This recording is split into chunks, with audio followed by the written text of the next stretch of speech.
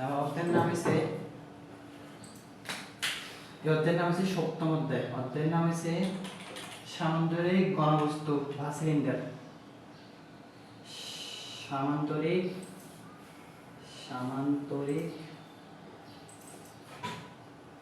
ঘনবস্তু বা cylinder. সামান্তরিক ঘনবস্তু cylinder এই জিনিসটা আগে বুঝো। সিলিন্ডার কি জিনিস?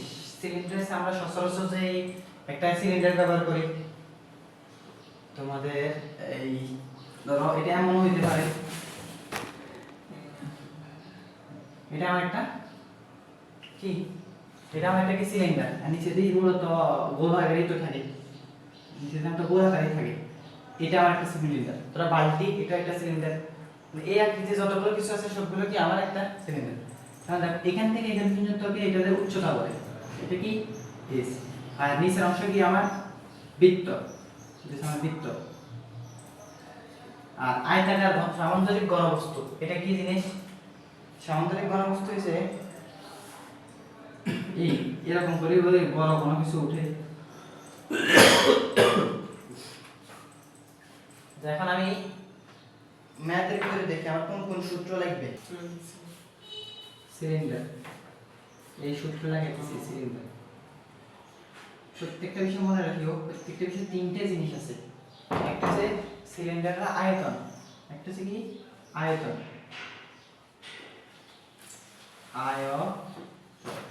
সিলিন্ডারের আয়তন সূত্র হচ্ছে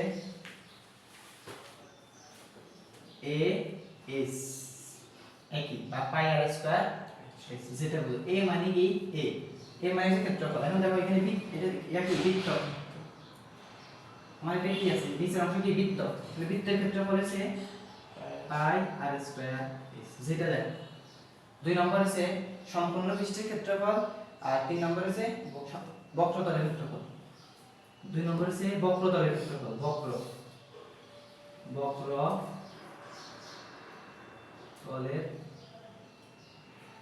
ক্ষেত্রফল। আর তিন নম্বর হচ্ছে সমগ্র তলের ক্ষেত্রফল, সমগ্র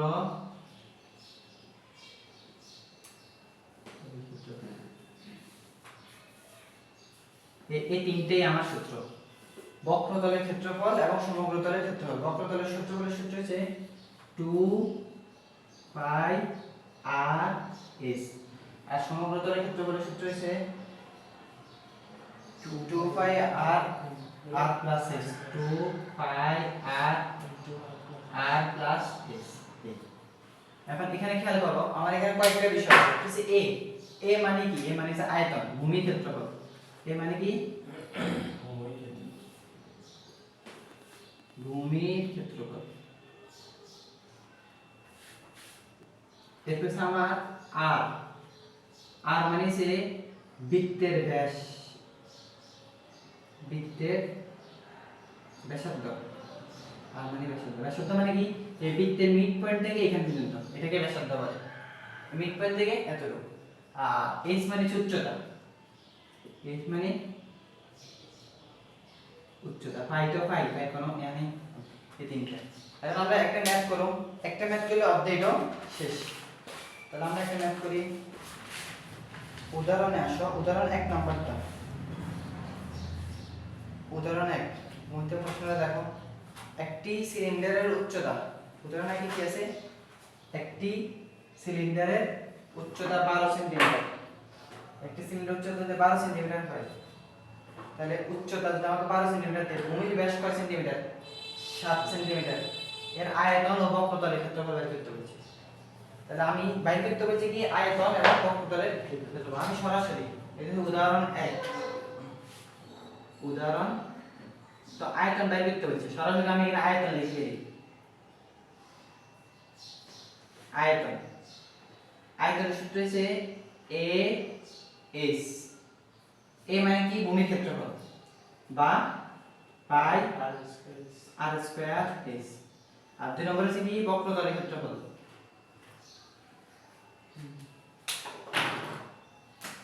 বক্রতলের বক্রতলের ক্ষেত্রফলের সূত্র কি দিয়েছে 2 পাই rs 2 পাই rs। এখন আমার প্রশ্নটার ভিতরে আমি খেয়াল করি একটি সিলিন্ডারের উচ্চতা হচ্ছে 12 সেন্টিমিটার, এস ইকুয়াল টু কত 12 সেন্টিমিটার। তাহলে আমরা যদি এস পাই যাই তাহলে পাই মান তো আমি জানি, এস এর মান হচ্ছে 12, আবার এখানে 2 পাই আর মান আমি জানি না, এস এর মান আছে 12, তো 2 পাই বসালাম, এস এর মান আমি 12 বসালাম, আর আমার লাগবে আর মান। এবার ভূমির ব্যাস কত সেন্টিমিটার দিয়েছে? ভূমির ব্যাস 7 সেন্টিমিটার। ভূমির ব্যাস 7 সেন্টিমিটার মানে কি ব্যাস মানে যে এই মাথা থেকে ওই মাথা যদি 7 সেন্টিমিটার হয়, সুতরাং আর হচ্ছে এর অর্ধেক 7/2 ইকুয়াল টু 3.5। ব্যাস পুরোটা আর ব্যাসার্ধ হচ্ছে অর্ধেক। দেখো এই অর্ধেক হচ্ছে ব্যাসার্ধ আর পুরোটা হচ্ছে আমার ব্যাস। অর্ধেক যদি হয় 3.5 তাহলে তো শেষ। এই 3.5 এই ম্যাথে যদিও ওনারা আমাকে কোনো কিছু বাইরে করতে বলে নাই, বাকি সম্পূর্ণ পৃষ্ঠের 400 ঘন সেন্টিমিটার আর একটা হচ্ছে 266 বর্গ সেন্টিমিটার। এরপরে যদি ওনারা আমাকে এটা বলতো সমগ্র তলের ক্ষেত্রফল বের করো, তাহলে আমি সেখানে লিখতাম সমগ্র তলের ক্ষেত্রফল 2 পাই r into r plus s। মানগুলো সবগুলো আমার হাতে জানা আছে। এইটা এই ম্যাথ আর এই অধ্যায়টাই এই একটা ম্যাথের উপরে শেষ, এই অধ্যায় শেষ। কতগুলো ম্যাথ মানে অধ্যায়টা পুরোপুরি শেষ আমার, আর একটু বাকি আছে ওইটা দেখাইতেছি। উদাহরণ সাইজ একটি সমবৃত্ত ভূমিক সিলিন্ডারের বক্রতলের ক্ষেত্রফল 100 বর্গ সেন্টিমিটার। কি বলছে বক্রতলের ক্ষেত্রফল? উদাহরণ সাইড বক্র তলের ক্ষেত্রফল। বক্রতলের ক্ষেত্রফলের সূত্রটা মূলত কি 2 পাই rs 2 pi rs equal to কত 100। দুই নম্বর দিছে আয়তন 150 ঘন সেন্টিমিটার। আয়তন দিছে, আয়তনের সূত্র হচ্ছে পাই r square s equal to কত 150। এই আমাকে দুইটা দিছে, এটা যদি এক দড়ি আর এটা যদি দুই দড়ি, আর কিছু বলে নাই। তিন নম্বর আমাকে বলে দিয়েছে সিলিন্ডারের উচ্চতা এবং ভূমির ব্যাসার্ধ মানে কি s এবং r এই দুইটা নির্ণয় করার জন্য বলছি। s এবং r, তাহলে একটা জিনিস খেয়াল করো এখানে একটা এখানে একটা, তাহলে 2 ভাগ যদি 1 দিই তাহলে কি হয় 2 হইছে পাই r স্কয়ার s আর নিচে 2 পাই r s ইকুয়াল টু এর आंसर হচ্ছে 100। কি আমরা s এ কাটা পাই এ কাটা আর একটা কাটা 2 এর দিকে আছে ভাগ, সুতরাং r ইকুয়াল টু ওইদিকে চলে গেলে এটা হবে কি গুণ। 2 এটা এসে এদিকে ভাগ ওইদিকে পাঠাইছে এটা কি হয়ে গেছে গুণ হয়ে গেছে। তাহলে 150 বলে 300 ভাগ 100 ইকুয়াল টু 3। তাহলে r এর মান যদি 3 সেন্টিমিটার হয় তাহলে আমার একটা শেষ আর s এর মান কত? তাহলে দেখো যে কোনো এক লাইনে শুধু s এর মানটা বসে r এর মানটা বসাতে হবে দাও। তাহলে এক নং সমীকরণে r ইকুয়াল টু 3 একে বসাও 2 পাই into 3 into s equal to 100। সুতরাং s equal to 100 2 pi into 3 শেষ। তাহলে এবারে s এর মান তোমার চলে আসবে 5.3 সেন্টিমিটার শেষ। এই অধ্যায়টাই এটা একেবারে ছোট একটা অধ্যায়। দুইটা মান আমাকে দিয়ে দিয়েছে, বাকিটা আমি এটা বের করে দেব।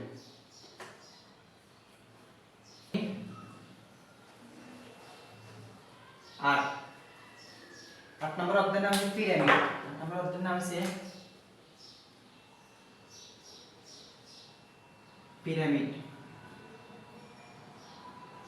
পিরামিড তো তোমরা চিনো, একটা ত্রিভুজের উপরে যদি এমনি কোণা করি একটা ইয়াদে এটা হচ্ছে আমাকে পিরামিড বলে। ধরো নিচে আছে আমার একটা ত্রিভুজ, এটা যদি এরকম করি না করে অনেকে করে না, এইটা হচ্ছে মূলত আমার একটা পিরামিড। বা ত্রিভুজ হইতে পারে বা এটা আয়তক্ষেত্র হইতে পারে। ধরো একটা আয়ত, এই কি আছে একটা আয়তক্ষেত্র আছে, এখান থেকে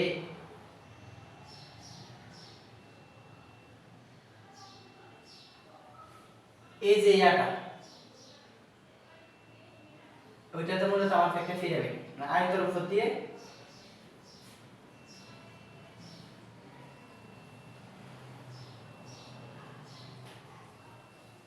এটা মূলত আমার একটা পিরামিড।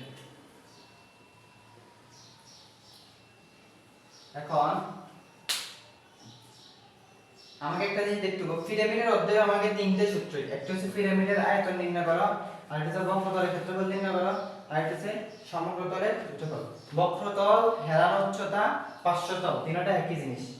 তাহলে আমি এখানে একটা জিনিস লিখি, পিরামিড, আমার অধ্যায়ের নাম হচ্ছে পিরামিড। পিরামিডের ক্ষেত্রে আয়তন, প্রথমে হচ্ছে আয়তন, আয়তনের সূত্র হচ্ছে 1/3 a s। বক্রতল পার্শ্বতল একই, পার্শ্ব বা বক্র তলের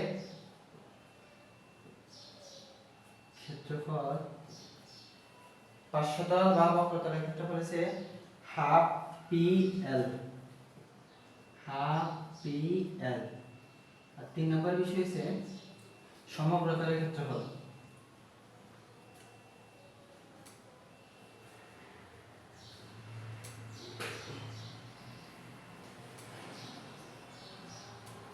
সম্পূর্ণ পৃষ্ঠের ক্ষেত্রফল half P L plus A, half P L plus A. এখন আমাকে বুঝতে হবে এ মানে কি, এস মানে কি, পি মানে কি, এল মানে কি। এ মানে এখানে এ ইকুয়াল টু হচ্ছে ক্ষেত্রফল, ভূমি ক্ষেত্রফল, এটা কি ভূমি ক্ষেত্রফল। এস মানে কি, এস মানে উচ্চতা, পি মানে কি পরিসীমা,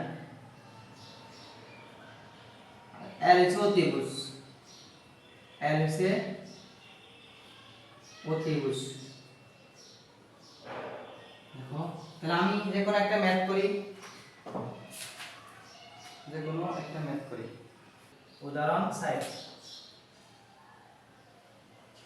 উদাহরণ 6 নম্বরটা ছিল একটি সমপিরামিডের ভূমি কি আয়তাকার। একটা সমপিরামিডের ভূমি হচ্ছে আমার আয়তাকার। ধরো একটা ভূমি, এটা হচ্ছে কি আমার আয়তাকার। কি হচ্ছে ভূমি, একটা দৈর্ঘ্য হচ্ছে 18 আর একটা দৈর্ঘ্য হচ্ছে 12, একটা হচ্ছে 18 একটা হচ্ছে 12, এটা হচ্ছে 12 এটা হচ্ছে 18। এবার বলছে দীর্ঘতম বাহুর দিকে উচ্চতা আছে, হেলান উচ্চতা 15 সেন্টিমিটার, হেলান উচ্চতা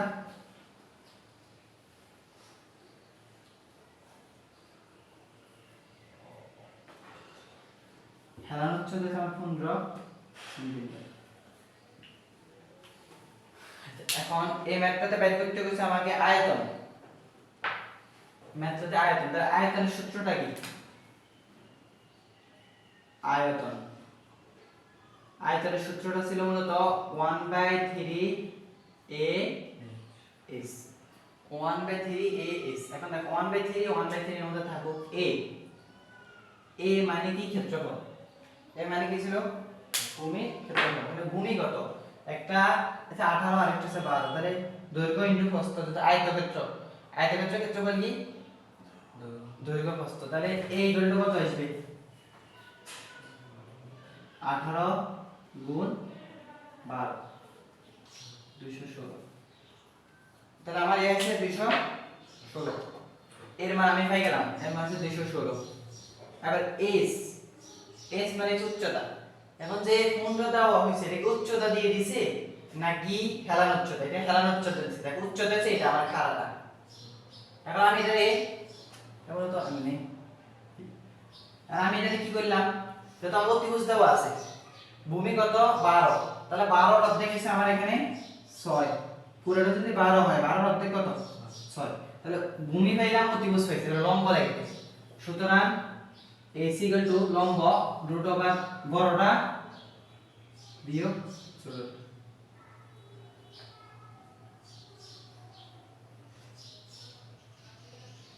এখন দেখো এটা কিভাবে এসেছে, আমরা পিথাগোরাসের একটা সূত্র জানি। পিথাগোরাসের সূত্র হচ্ছে অতিভুজ স্কয়ার ইকুয়াল টু লম্ব স্কয়ার প্লাস ভূমি স্কয়ার। তাহলে আরেকটা জিনিস দেখো, অতি স্কয়ার মাইনাস লম্ব ভূমি দিক থেকে এদিকে নিয়ে আসো, ভূমি স্কয়ার ইকুয়াল টু কত, লম্ব স্কয়ার। সূত্র লম্ব মানে থিটা রুট, এই সূত্রটা আমার এখানে তো লম্ব দেওয়া থাকবে, অতিভুজ দেওয়া আছে, ভূমিও দেওয়া আছে, শেষ। তাহলে বাকি যতগুলো ম্যাথ করবে সবগুলো একই নিয়ম। আর যদি বলে পার্শ্বসলের ক্ষেত্রফল পি এল, এল তো দেওয়াই আছে, এটা হচ্ছে এল। আর যদি বলে সমপূর্ণ পৃষ্ঠের ক্ষেত্রফল তাও সেম। এখন একটা প্রশ্ন আসতে পারে তোমাদের কাছে যে এখানে 18 আর 12, আমি যদি এখানে 18 দিতাম, আমি এখানে 12 কেন দিচ্ছি, এখানে 18 কেন দিচ্ছি? প্রশ্নের ক্ষেত্রে তোমরা একটা জিনিস খেয়াল করো, একটি সমপিরামিডের ভূমি আয়তাকার যার দৈর্ঘ্য ও প্রস্থ দৈর্ঘ্য যথাক্রমে 18 এবং 12, দীর্ঘতম বাহুর দিকে একটা বাহু উল্লেখ করে দিয়েছে, এক দীর্ঘতম বাহুর দিকে যে বাহু উল্লেখ করবে এই বাহু এখানে বসবে না। বাহু একটা হচ্ছে 12, একটা হচ্ছে কত 18, আর বড় কোনটা 18, দীর্ঘতম বাহু বলেই তাহলে দীর্ঘতম বাহু এই পাশে বসবে না। যদি বলতো ছোট বাহু তাহলে ছোট বাহু এদিকে বসবে না, বড় বাহু বসবে। এই একই নিয়মে যতগুলো ম্যাথ আছে, তাহলে দেখো উদাহরণ শেষ। এই দেখো এই অধ্যায়টাও একেবারে শর্টলি শেষ হয়ে গেছে, এর বাইরে আর কোনো ম্যাথ করার প্রয়োজন নেই। এখন যদি এখানে ভূমি আয়তাকার না থাকে, ত্রিভুজ থাকতো, তাহলে ত্রিভুজের সূত্র s * s - a s - b s - c, কিছুক্ষণ আগে যে ম্যাথটা বলেছিলাম ওই ত্রিভুজের সূত্রটা শুধু বসে দিলেই হয়ে যেত, শেষ। তাহলে এর মানটা এটা ত্রিভুজ হইতো, তাহলে তারা তো অর্ধেকের তো দামি লাগে, সরাসরি आंसर শেষ। আজকে এতটুকু পর্যন্ত 6 7 8 শেষ।